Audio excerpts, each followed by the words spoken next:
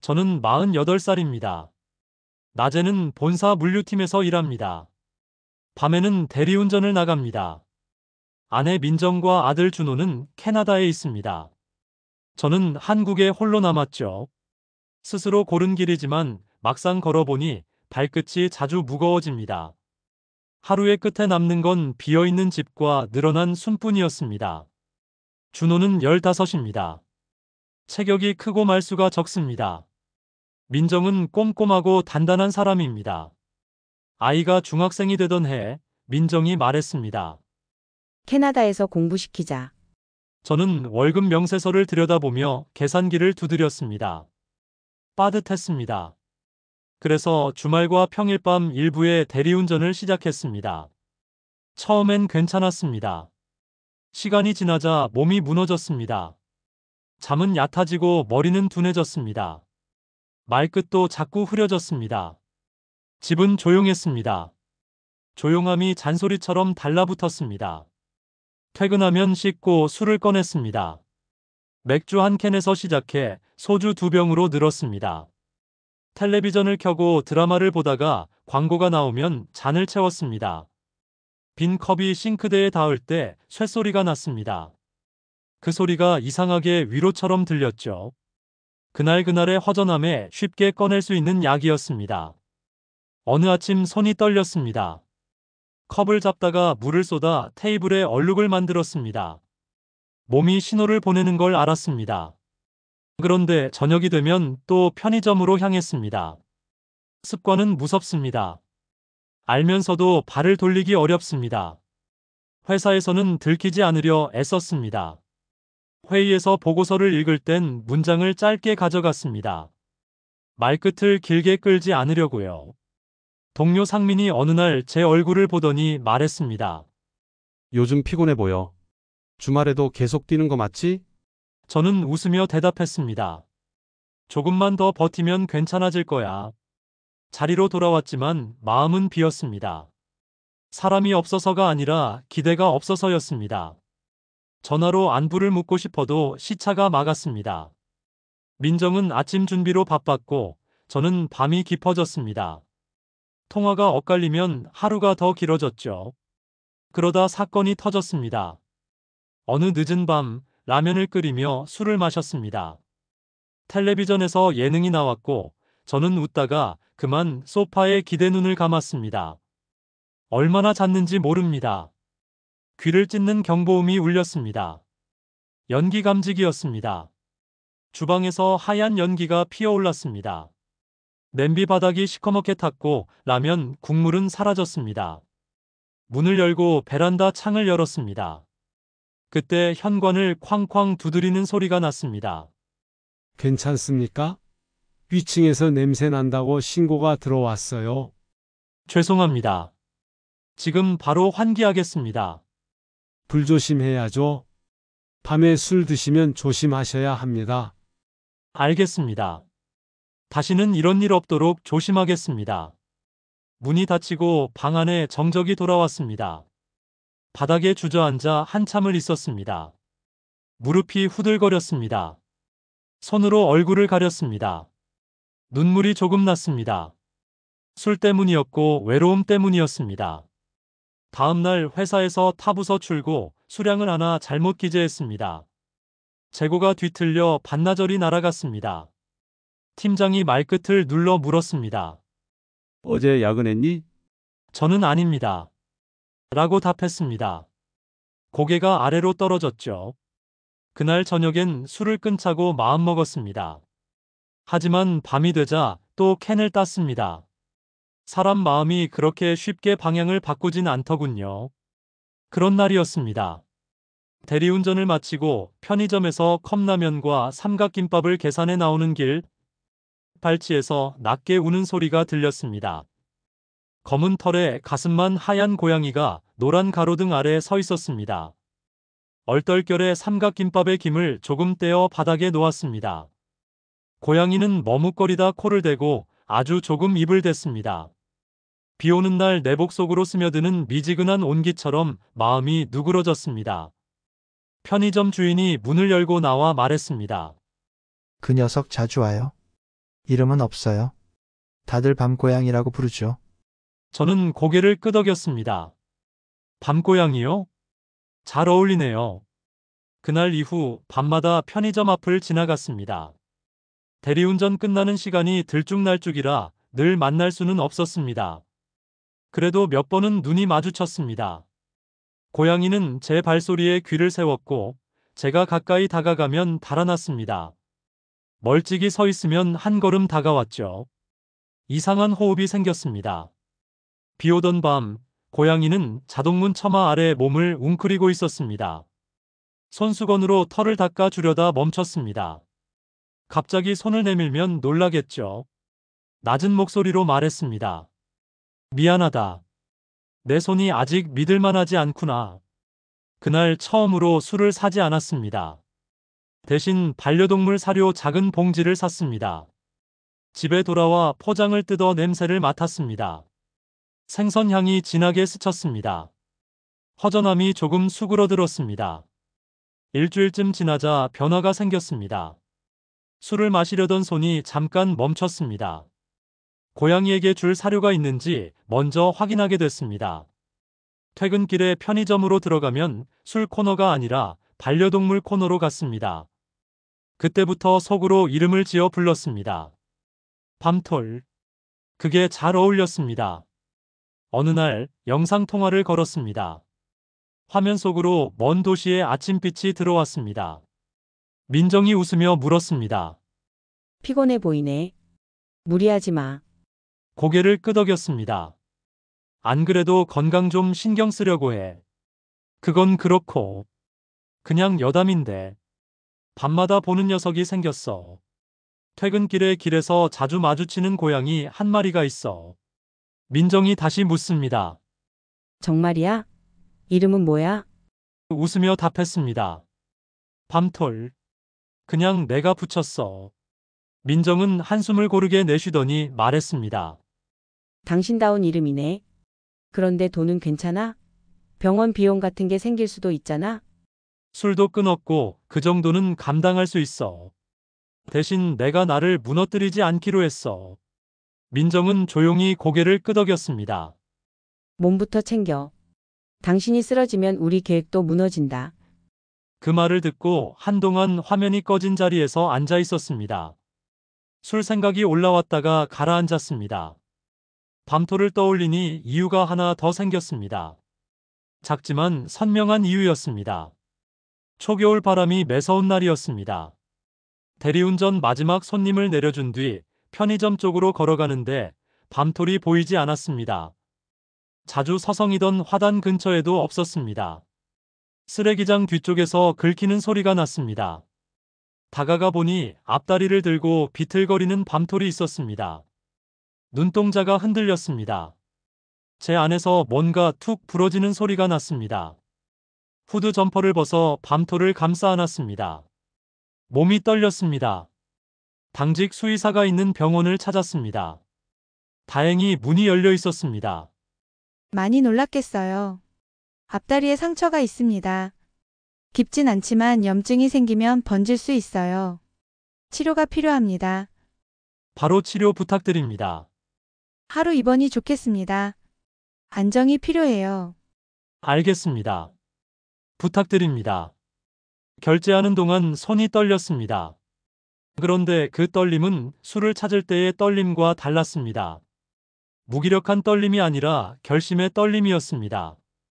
밤톨의 우리 앞에서 한참 서 있었습니다. 밤톨이 저를 올려다보았습니다. 그 작은 눈에서 묵묵한 믿음 같은 게 느껴졌습니다. 집으로 돌아오는 길, 술집 앞을 그냥 지나쳤습니다. 문틈으로 국물 냄새와 웃음소리가 새어나왔습니다. 예전에 저는 그 안으로 들어가 잔을 부딪히던 사람이었습니다. 그러나 그날은 아니었습니다. 주머니 속 영수증이 만져졌습니다. 소리 없이 중얼거렸습니다. 이게 맞다. 다음 날 오전 병원에서 전화가 왔습니다. 안정됐다는 말이었습니다. 반차를 내고 병원으로 갔습니다. 담당 수의사의 이름은 이수연이었습니다. 차분하고 분명한 말투였습니다. 사람을 크게 두려워하진 않네요. 밖에서 오래 살았지만 인연을 기다렸던 것 같아요. 데려갈 생각이세요? 네. 제가 데려가서 키워보려고요. 기본 접종과 중성화가 필요합니다. 시기를 맞추면 부담이 덜합니다. 안내해 드릴게요. 감사합니다. 일정 맞춰 진행하겠습니다. 집으로 돌아오는 길에 모래와 화장실, 스크래처, 사료를 샀습니다. 계산대 앞에서 합계를 보고 잠깐 멈췄지만 고개를 끄덕였습니다. 한 번만 더 야근하면 된다. 그런 마음이었습니다. 밤톨은 집에 들어오자마자 구석구석을 훑었습니다. 침대 밑, 커튼 뒤, 냉장고 옆. 한 바퀴 돌더니 발치에 와서 앉았습니다. 바닥에 앉아 말했습니다. 이제 여기서 살자. 밤톨은 아주 작게 울었습니다. 울음이라기보다 숨이 부딪히는 소리였습니다. 그날 밤 술을 마시지 않았습니다. 냄비에 국을 끓였습니다. 밤톨은 식탁 다리에 등을 스치듯 지나갔습니다. 그 느낌이 낯익었습니다. 준호가 어릴 때 제 다리에 매달리던 기억이 겹쳐졌습니다. 국물을 한 숟갈 뜨고 웃었습니다. 혼자 웃는 일이 덜 쓸쓸했습니다. 다음 날 회사에서 상민이 제 얼굴을 보며 말했습니다. 어제 술 안 마셨지? 얼굴이 밝다. 솔직히 답했습니다. 집에 새 식구가 생겼어. 고양이 한 마리 키워보려고. 이름은 밤톨이야. 상민이 씩 웃었습니다. 잘 됐네. 친구가 생기면 술 친구가 필요 없어져. 건강부터 챙겨. 농담 같았지만 정확한 얘기였죠. 점심에 물을 2잔 마셨습니다. 몸이 가벼워졌습니다. 일과가 끝나도 술 생각이 진하게 올라오지 않았습니다. 현관을 열면 밤톨이 있다는 사실이 머리 위 전등처럼 환했습니다. 한 달이 지나자 규칙이 생겼죠. 새벽에 작은 발소리가 들리면 기지개를 켰습니다. 물그릇을 갈고 사료를 덜어주었습니다. 출근 전 스크래처에 간식을 묻혀 놓으면 밤톨은 그걸 찾아 긁었습니다. 퇴근하면 짧게 놀아주고 제가 씻는 동안 밤톨은 욕실 문 앞에서 기다렸죠. 술 생각이 올라오면 대신 산책을 했습니다. 겨울 냄새가 밴 공기를 깊게 들이마셨습니다. 코끝이 얼얼했습니다. 살아있다는 감각이 돌아왔습니다. 집에 돌아와 따뜻한 물로 차를 탔습니다. 그제야 마음이 진정됐습니다. 어느 밤 대리운전 손님이 목적지에 도착해 말했습니다. 추운데 혹시 한잔 하고 갈래요? 살짝 웃으며 말했죠. 죄송합니다. 일하는 날엔 마시지 않아서요. 집에 고양이가 기다립니다. 손님은 어깨를 으쓱했습니다. 그럼 어쩔 수 없네. 잘 키워요. 마음이 흔들리지 않았습니다. 오히려 귀가 시간을 앞당겼습니다. 문을 열자 밤톨이 꼬리를 천천히 흔들었습니다. 대답했습니다. 다녀왔다. 술을 줄이자 다른 것들이 보이기 시작했죠. 창틀 먼지가 눈에 들어왔습니다. 닦았습니다. 싱크대 배수구 냄새가 사라졌습니다. 장판 끝 바스락 소리도 줄었습니다. 사소한 질서가 생기니 마음에도 질서가 생겼습니다. 주방 벽에 메모를 붙였습니다. 물그릇 갈기, 모래 정리, 스크래처 확인. 간단했지만 지키니 뭔지 모르게 뿌듯함이 느껴졌죠. 주말 낮 민정에게 영상통화를 걸었습니다. 얼굴이 좋아졌네. 뭐가 있네. 말해봐. 피식 웃음이 나왔죠. 밤톨이랑 요즘 같이 지내고 있어. 접종도 차근차근 맞고 있고. 그래서 술을 덜 마셔. 아니, 거의 안 마신다. 민정의 눈이 누그러졌습니다. 잘했다. 돈이 많이 들진 않고 고개를 끄덕였습니다. 빡빡하지만 감당 가능하니까 걱정하지 마. 대리운전을 조금 줄이고 낮 시간을 더 집중하려고 하고 있어. 민정이 준호를 불렀습니다. 화면에 준호가 나타났습니다. 진짜야? 이름이 뭐야? 이름은 밤톨이다. 준호가 웃었습니다. 나도 쓰다듬어 보고 싶다. 그 짧은 대화가 오래 남았습니다. 전화를 끊고 물그릇을 갈았습니다. 물이 반짝였습니다. 빛이 탁자 위로 굴절되어 퍼졌습니다. 작은 파문이 생겼다가 사라졌습니다. 제 안에서도 그런 파문이 일어났죠. 흔들리지만 곧 잦아드는 파문이었습니다. 봄이 가까워질 무렵 일이 생겼습니다. 퇴근해 집에 오니 밤톨이 보이지 않았죠. 침대 및 옷장 속 욕실 발판 뒤에도 없었습니다. 현관문 틈이 살짝 벌어져 있었습니다. 아침에 쓰레기를 버리다 문을 덜 닫았던 것 같습니다. 심장이 내려앉았습니다. 슬리퍼를 신고 밖으로 뛰쳐나갔습니다. 화단 뒤, 놀이터 옆, 주차장 차 밑. 이름을 불렀습니다. 밤토라, 밤토라. 바람이 먼저 대답했습니다. 그때 금속 긁히는 소리가 났습니다. 차 밑으로 몸을 낮추자 밤톨이 웅크리고 있었습니다. 낮게 속삭였습니다. 밤톨아, 이제 괜찮아. 집으로 들어가자. 밤톨은 잠시 멈추더니 품으로 몸을 밀었습니다. 집에 들어와 문고리를 2번 확인했습니다. 밤톨이 소파에서 동그랗게 말았습니다. 그 옆에 앉아 머리를 쓰다듬었습니다. 더 이상 혼자가 아니라는 사실이 또렷하게 닿았습니다. 다음 주 건강검진에서 의사가 말했습니다. 간 수치가 조금 내려왔습니다. 수면은 어떻습니까? 요즘은 자주 깨지 않습니다. 밤에는 간단히 운동하고 고양이와 놉니다. 의사가 고개를 끄덕였습니다. 아주 좋네요. 이어가면 더 좋아지겠습니다. 검진표를 들고 나오며 생각했습니다. 눈에 보이지 않게 변한 것들이 이렇게 많구나. 소소한 일도 달라졌습니다. 겨울 내내 꺼내지 않던 기타를 꺼냈죠. 손가락은 굳어 있었지만 줄을 튕기니 울림이 났습니다. 밤톨이 귀를 기울였습니다. 음을 맞추며 마음을 맞췄습니다. 작은 소리라도 꾸준하면 멜로디가 됩니다. 그 사실을 오래 잊고 살았습니다. 관리사무소에서 반려동물 수칙 안내문이 왔습니다. 엘리베이터 예절, 소음 줄이기, 배변 처리. 문 옆에 작은 브러쉬를 걸어 외출 후 밤톨의 발을 닦았습니다. 규칙을 지키니 마음이 더 편했습니다. 이웃 아주머니가 엘리베이터에서 물었습니다. 고양이 키우시나 봐요? 미소로 답했습니다. 네. 밤톨이라고 합니다. 아주머니가 웃었습니다. 이름이 귀엽네요. 시간이 더 지나 여름 초입, 달력을 보며 날짜를 세어보았습니다. 술을 끊은 지 100일이었습니다. 날짜 세는 성격은 아니지만 이번만큼은 달랐습니다. 민정에게 전화를 걸었습니다. 오늘이 술 끊은 지 100일 되는 날이야. 민정이 웃었습니다. 축하해. 뭐 했어? 아침에 창틀을 닫고 화분 흙을 갈았어.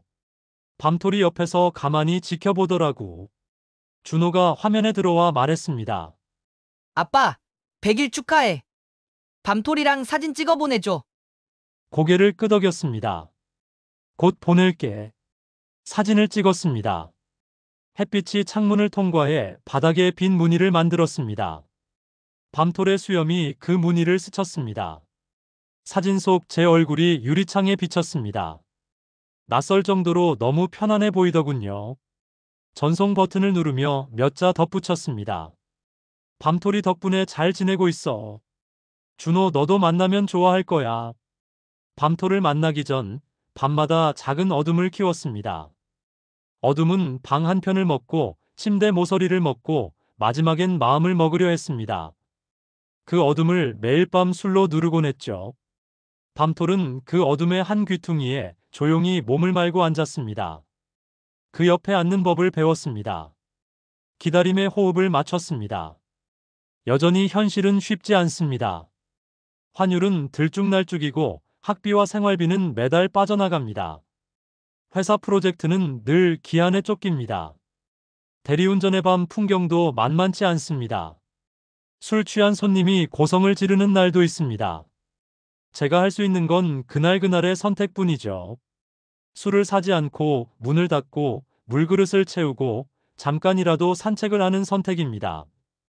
가끔 혼자라는 사실이 다시 무거워지는 밤이 있습니다. 그럴 때는 불을 끄고 창문을 살짝 엽니다. 바람이 들어옵니다. 먼 도시의 새벽과 이 도시의 밤이 어딘가에서 이어져 있을 거라고 생각합니다. 민정과 준호가 있는 곳에도 바람이 불고 여기에도 바람이 붑니다. 그 생각만으로도 숨이 조금 고르게 변합니다. 오늘도 출근했습니다. 보고서를 정리하고 회의에서 말끝을 단단히 닫았습니다. 점심에는 국을 먹었습니다.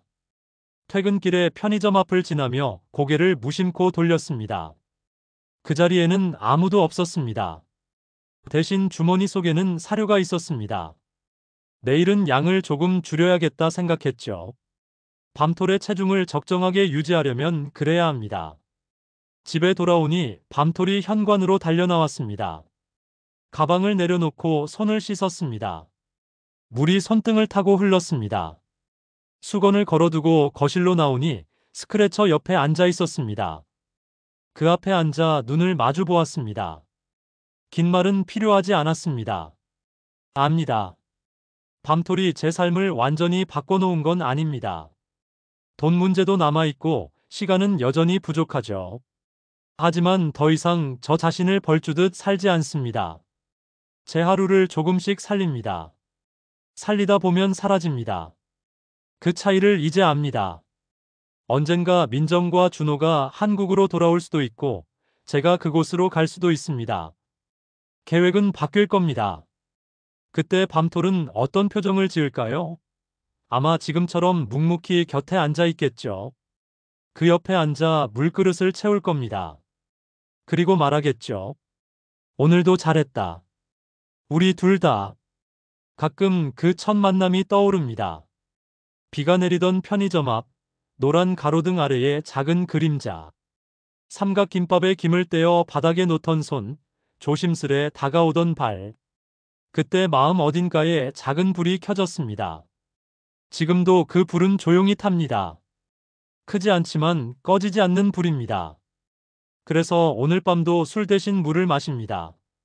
텔레비전을 켰다가 금방 끕니다. 기타줄을 두세 번 튕깁니다. 싱크대에 접시를 가지런히 세워놓습니다. 베란다 창틀을 닫고 화분에 물을 줍니다. 밤톨은 소파 팔걸이에 턱을 괴고 저를 봅니다. 저는 그 시선을 즐기게 되었죠. 좋아한다고 말할 수 있는 무언가가 있다는 사실, 그게 저를 다시 사람으로 만듭니다. 불을 끄고 눕기 전 물병을 채웁니다. 알람을 맞추고 커튼을 당깁니다. 어둠은 여전하지만 더 이상 두렵지 않습니다. 속으로 다짐합니다. 내일 아침에도 물그릇을 먼저 채우자. 그리고 마음의 그릇도 채우자. 아주 조금씩이면 충분합니다. 그렇게 하루가 끝납니다. 저는 아직 기러기 아빠입니다. 여전히 일하고 여전히 계산기를 두드립니다. 하지만 더 이상 혼자가 아닙니다. 곁에는 밤톨이 있고 먼 도시에 민정과 준호가 있습니다. 우리는 서로를 향해 작은 일을 합니다. 안부를 묻고 사진을 보내고 물그릇을 채우고 고요를 나눕니다. 그 작은 일들이 모여 제 삶을 지탱합니다. 믿습니다. 믿음은 때로 밥보다 든든합니다. 초여름에 중성화를 진행했습니다. 대기실 의자가 차갑게 느껴졌습니다. 이수연 원장이 말했습니다. 오늘 마취하고 수술하면 저녁에 데려가셔도 됩니다. 고개를 끄덕였습니다. 잘 부탁드립니다. 기다리는 동안 가계부 앱을 열었습니다. 사료와 모래, 병원비가 새로 생겼지만 술값은 거의 사라졌죠. 숫자가 말해줬습니다. 나빠지던 습관이 줄었습니다. 집으로 돌아온 밤톨은 보호대를 하고 어기적거렸습니다. 조금만 참자. 곧 괜찮아진다. 새벽에 몇 번이나 숨소리를 확인했습니다. 피곤했지만 마음은 단단했습니다. 회사에서도 변화가 보였습니다. 출고표를 소리내어 읽고 다시 확인했습니다. 팀장이 말했습니다. 요즘 실수가 줄었네. 비결이 뭐야? 웃으며 답했습니다. 퇴근해서 술을 안 마십니다. 일찍 잡니다. 팀장이 고개를 끄덕였습니다. 그게 제일 큰 비결이지. 주말 대리운전은 금토로만 묶었습니다. 일요일 오전엔 빨래와 청소를 했습니다. 창틀을 닦자 햇빛이 더 선명해졌습니다. 편의점 사장님이 물었습니다. 요즘 술은 안 사가시네? 웃으며 말했습니다. 대신 모래를 삽니다. 사장님이 웃었습니다. 그게 더 건강하지요. 흔들리는 밤도 왔습니다. 보너스가 줄어 실망한 날, 손이 술 코너로 향했습니다. 그때 준호가 전화했습니다. 아빠, 과학 과제로 고양이 발바닥을 조사하고 있어. 고양이 발바닥을? 하긴 충격을 줄이고 조용히 걷게 해주긴 하지. 우리 밤토리도 높은 곳에서 뛰어내릴 때 생각보다 소리가 작더라고. 준호가 웃었습니다. 사진 있어? 저는 밤톨의 분홍 발바닥을 찍어 보냈습니다. 전화를 끊자 술 생각이 사라졌죠. 해가 길어진 저녁, 공원을 빠르게 걸었습니다. 바람이 뺨을 스쳤습니다. 살아있구나. 속으로 말했습니다. 집에 돌아오면 밤톨이 먼저 달려왔습니다. 얼음을 깨서 물을 채우고 간단한 식사를 했습니다. 텔레비전은 오래 켜두지 않았습니다. 기타줄을 두세 번 튕기면 충분했습니다. 계절이 조금씩 움직입니다. 벽에는 사진이 몇 장 붙었습니다. 첫날의 낯선 얼굴, 보호대를 하고 꾸벅꾸벅 졸던 밤, 소파 팔걸이에 턱을 괜 채 햇빛을 맞던 오후. 사진 속 제 얼굴 그림자도 점점 옅어집니다. 누군가 묻겠죠. 고양이 한 마리로 사람이 달라질 수 있어? 저는 대답할 겁니다. 완전히는 아니지만 충분히요. 지금까지 기러기 아빠로 힘들어하던 제가 길고양이 밤토리를 통해서 건강한 삶을 되찾게 되는 과정을 이야기해봤습니다. 내용에 공감이 가셨다면 구독과 좋아요 부탁드립니다.